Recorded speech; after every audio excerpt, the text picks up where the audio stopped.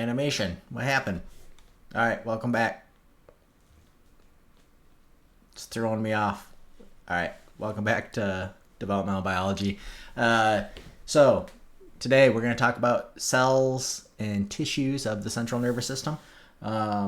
So we know there's different types of.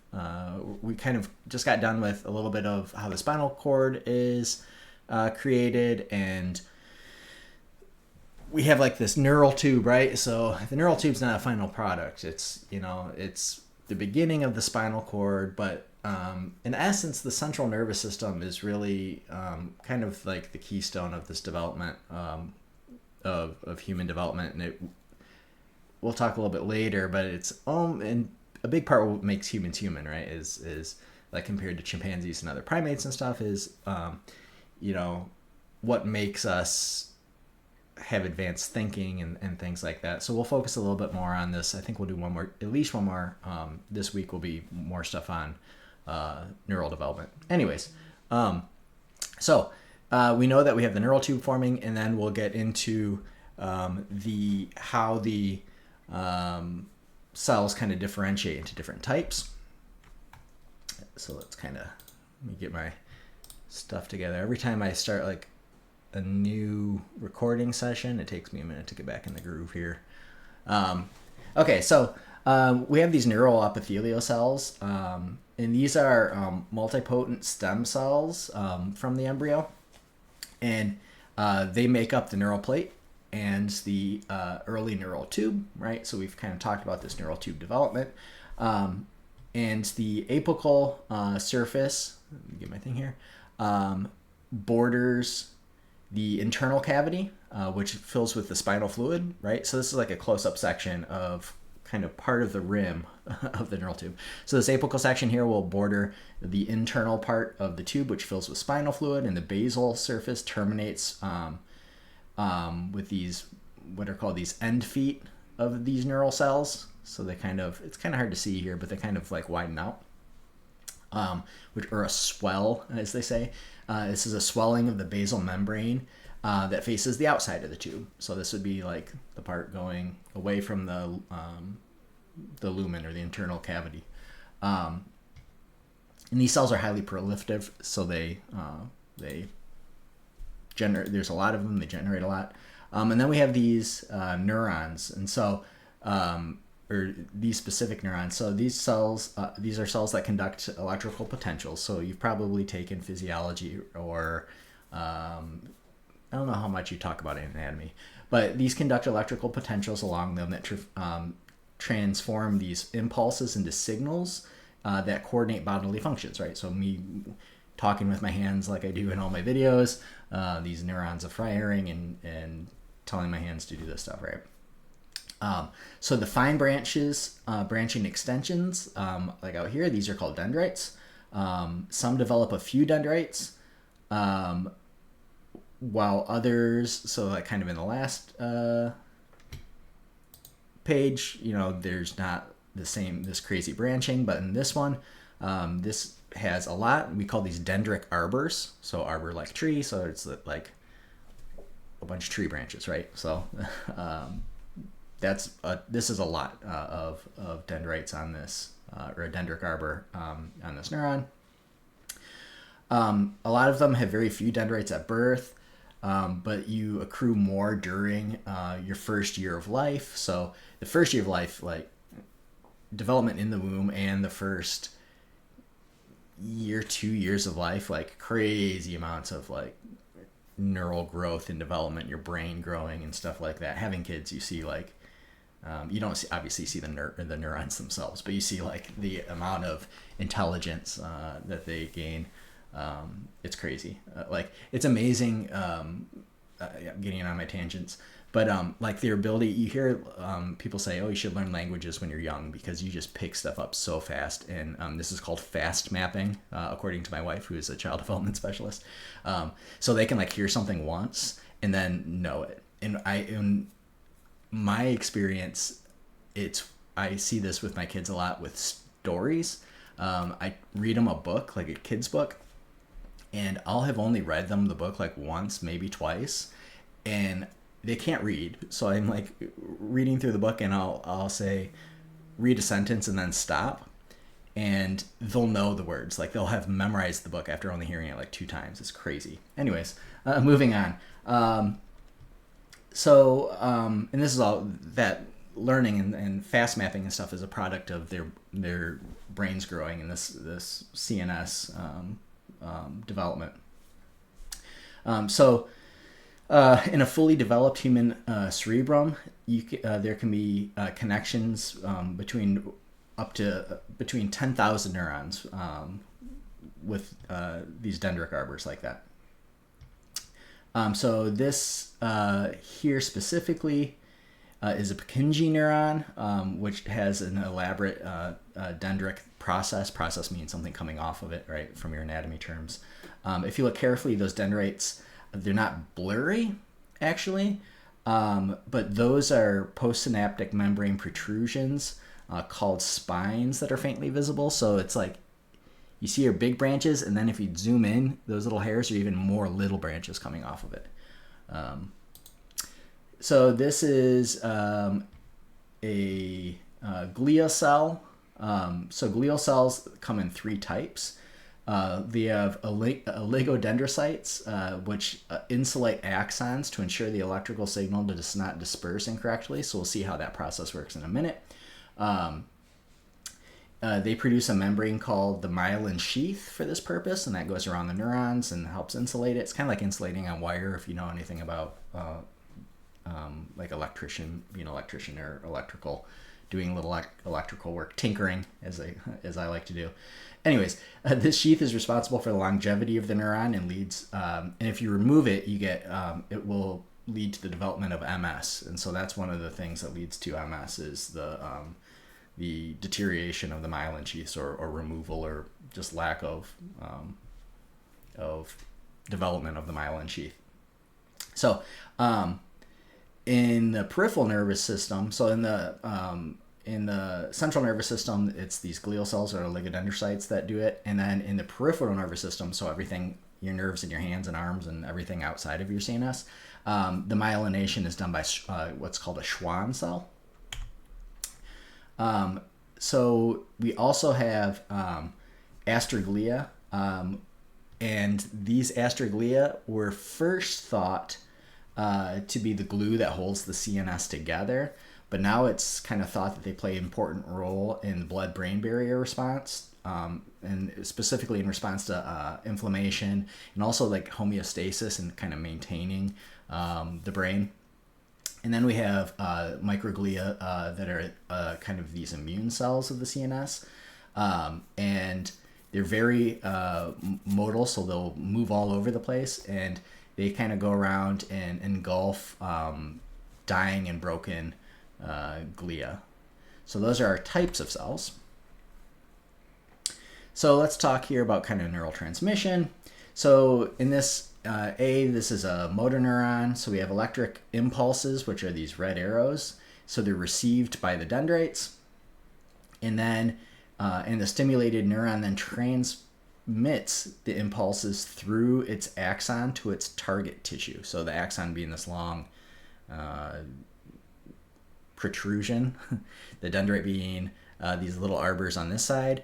So these, you can see like axons will interact with the dendrite side here, but we'll also have these dendrites reaching out on this neuron. But anyways, so they'll receive these impulse input from axons from other neurons here. And that's what this red is here on the dendrite side. And then it will send this impulse along its own axon of this nerve to its target tissue. So the growth cone here of the axon, this one will interact with, say, the muscle tissue or the stomach tissue or whatever tissue the neuron is set to control. Well, I said this one is a muscle neuron, so it'd be a muscle tissue. Or motor neuron, so that's muscle movement, right? Anyways, so the axon, in some cases, these axons can be up to like 2 to 3 foot long. So these are long cells. And it's a cellular extension or process through which the signal is sent, like I said. The axon's growth cone is both a local motor, so this helps, since this is a motor neuron, the growth cone both does helps with movement stimulation to cause movement, like in muscles, and it's a sensory apparatus that actively explores the environment and picks up directional cues that tell it where to go. So eventually, so that's during growth, right? That's it's called a growth cone because during growth it moves, right? And so eventually the growth cone will form a connection or synapse with the axon's target tissue. So eventually, after it's done growing to its location, that growth cone will fuse, so to speak, to that muscle tissue or whatever. In this case, muscle tissue because it's a motor neuron, but whatever the, depending on the neuron type and whatever tissue it associates with, it will fuse to it at this growth cone location. Okay, moving on. So here is one of those oligodendrocytes that we talked about. And so this is part of the myelination process. So remember, we have these axons, these long, up to 2 to 3 foot long protrusions from these neural cells. And then we have these oligodendrocytes. And so these cells, what they do is they just kind of grow in these sheaths around the axon. So their real role, destiny, their goal is to just provide insulation. So if you look at this, if you've ever, like I said, with electrical wire, if you've ever messed around with electrical wire, you know that you have like a copper piece of wire, metal in the middle, and then you have insulation around it, right? So you have usually rubber insulation around that wire. That's exactly what, in that case, that's to make sure, A, that you don't get shocked by the wire, or B, just to prevent, you can get outside signals interrupting the wire, so you insulate it from the outside environment to make sure that your signal's not jumbled up, right? So like coax cable to, well, you guys probably don't remember coax cable because everything's wireless now. Anyways, so HDMI cable, that's an example. So this is almost the exact same thing, right? So we have this signal sending thing that would be akin to the wire of your HDMI cable, and it's wrapped in rubber. So I have, this is not a great example because this isn't rubber, but yeah, so we have a wire. So inside here we have our copper line. So this is just a USB cable. And then we have this gray stuff on the outside. This is actually like a fabric insulation, but that's exactly what the oligodendrocyte does, is it just insulates it, right? And prevents it from getting damaged, prevents it from the signal from being messed up, etc. Okay. And then so these node of Ranvier, these are just each kind of little subsection of this oligodendrocyte protection area. So it's kind of, you can see these little distinct sections of insulation, and that's what a node of Ranvier is. Okay. So that's the central nervous system, right? That these oligodendrocytes work along. So now in the peripheral nervous system, we have Schwann cells. And so instead of kind of the mode of insulation is a little bit different. So here we have this oligodendrocyte that kind of sends out this protrusion that wraps around it. And then in the peripheral nervous system, Schwann cells just engulf, essentially. So it's more of like a endocytosis, where they're kind of like, just instead of sending a protrusion around it, they themselves just kind of wrap around that that axon. So again, for the same purpose, just kind of different method. Think of it kind of like the neurulation, like primary and secondary, even though it's just two different methods for the same end product. Same thing here. Essentially, we have two different oligodendrocytes and Schwann cells. They're different, their action's different, but their end result is the same thing. We just want to insulate these axons to provide protection and keep the signals insulated in there. Okay, so cells of the CNS. So the cell walls of the neural tube, they will differentiate into these different types of cells, right? So this is a 5-week human neural tube that reveals 3 zones. So we have the ventricular, the intermediate, and the marginal zone. So as you can see here, we have the ventricular zone, which is the most inner. So imagine this is the inside of the canal, or the inside the neural tube, the lumen of the neural tube. So we have the ventricular zone, the mantle or the intermediate zone, which ends up turning into like a gray matter. And then we have the marginal zone, which is the most exterior, and that becomes white matter. So in the spinal cord and the medulla, the ventricular zone remains the sole source of neurons and glial cells. So this is in the spinal cord and the medulla. The ventricular zone remains the sole source of neural and glial cells. So you can see here, in the spinal cord or medulla, the inside here becomes the primary source of these cells. So you can see that really the axons, so this is a radioglial cell here, which is this big long one, those all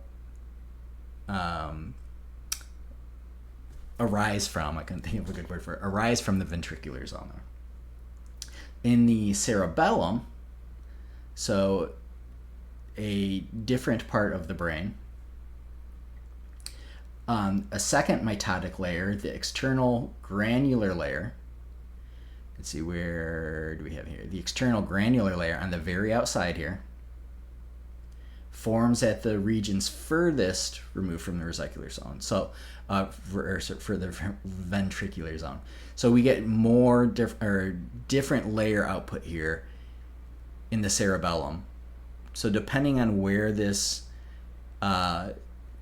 development is occurring, whether it's at the spinal cord, so down, or the medulla, so the very bottom, the more we proceed towards the forebrain, we have kind of differing types or zones or segmentation of this primary neural tube, right? So down low, spinal cord, and you think of it too this way: the spinal cord and the medulla, they call that like the ancient brain or the old brain. Evolutionarily, there's less complexity to it, right? It's complex, but it's not like your brain where you have all these different regions that are doing different things, and different lobes, occipital lobe and olfactory, and all these different, divisions of labor, so to speak, right? So as we get more to the front brain, where more of the complex thinking and stuff is, we get more of these different layers and more complexity to it. So the cerebellum, we have the ventricular zone, a mantle zone, which was similar, but then the marginal zone gets broken up into this internal granular layer, the Purkinje cell layer, the marginal zone, and the external granular layer. So in this, a type of neuron called granule cells, they migrate from this layer back into the intermediate zone. So let's get these here. So these granule cells from here migrate back inwards to form the internal granular layer, right? So we're already getting some more complexity. So we have, in this case, our very external layer, only in the cerebellum, these granule cells, which are specific to the cortex and the cerebellum. They don't exist in the spinal cord or medulla. They migrate inwards to form this new layer called the internal granular layer. And then in the cerebral cortex, which is down here, partially covered by my beautiful picture here, the migrating neurons and glioblasts form this cortical plate here, which leads to this cerebral cortex having 6 layers. So we have the ventricular zone, the subventricular zone. So now we've taken the ventricular zone and divided it into 2. We have the mantle zone, the cortical plate, the marginal zone, and the molecular layer. Now, as you can see, we're not going to get too much into it, but each one of these layers, these are all comprised of different makeups of different cell types, right? So in early development, we have just kind of neuroepithelial cells, right? But then we start getting these radioglial cells. We get these granule cells that migrate. We get you don't really label. There's not really any Schwann cells on here. No, Schwann cells would be peripheral, right? So this would be oligodendrocytes on here. But yeah, so anyways, we're not going to, there's a lot. So there's a reason neurobiology is its own complete field or class if you take this at Tech, right? Because there's a lot we can get into. I don't want to get too much into the weeds. We're already at 20 minutes and I've still got a few slides to go. So anyways, just know that there's different layers at different parts. It's kind of the takeaway here. Okay, so moving on. So development of the human spinal cord. So we've kind of gone over this a little bit already of how we have this neurulation or the neural tube formation and the folding. So we have the presumptive ventral region. Remember, you have your steps of folding. You have your epidermis here, which leads to the development of the neural tube and then the lumen inside. And then it proceeds further. So as the cells from adjacent somites, so we haven't really gotten into the somites a ton yet, but we will next week. Anyways, so it's just tissue surrounding the neural tube out here. So as cells from those adjacent somites form the spinal vertebrae, so the neural tubes don't create the vertebrae itself, the bone. The somites do. The neural tube will differentiate into ventricular, and which is the green here, and marginal zones, as well as the roof and the floor plates. So once the somites start to create the vertebrae, we will get this differentiation of the ventricular and the kind of dorsal layer differentiation here, and the floor plate. We talked a little bit about the floor plate and the roof plates, or the roof and the floor plates, and how they send Sonic Hedgehog and FGF8 and stuff like that for differentiation purpose. This happens around that same time. So the sulcus limitans separates the dorsal, which is the yellow part of the spinal cord that receives information from the basal green part of the spinal cord. But so we've talked about this a little bit already, but what's important here to note is that why is it divided, right? So it's kind of so your spinal cord has kind of two highways. It's like a highway. It's got a north and a southbound lane type thing, right? So I guess is a good analogy. But so the dorsal side here, that's where your sensory neurons come in, right? And so those are sending or receiving signals from, like, it's hot in here, it's cold, I'm shivering, I can feel this feels smooth, like all of that sensory information, right?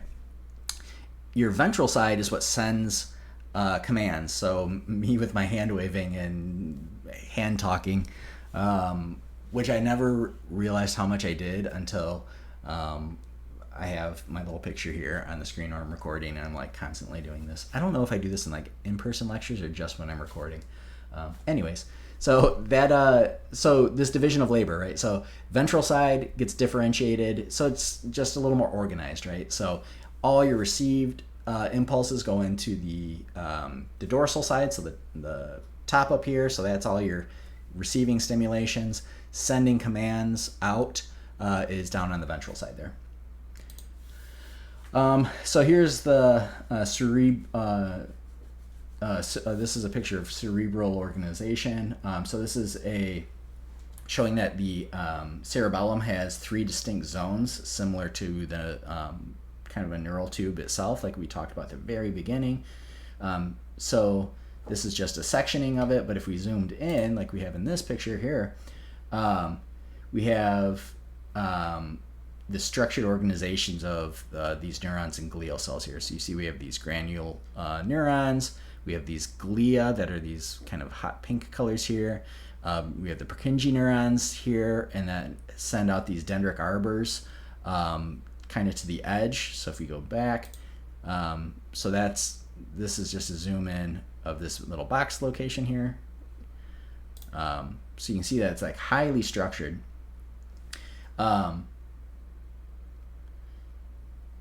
yada yada yada. Make sure my notes are all up to date here, or that I said everything. Yeah, so these are these dendritic arbors that we had talked about, and they can form up to 10,000 plus connections per single neuron. So it's a lot of connections there. So let's see. Do we want to cover this?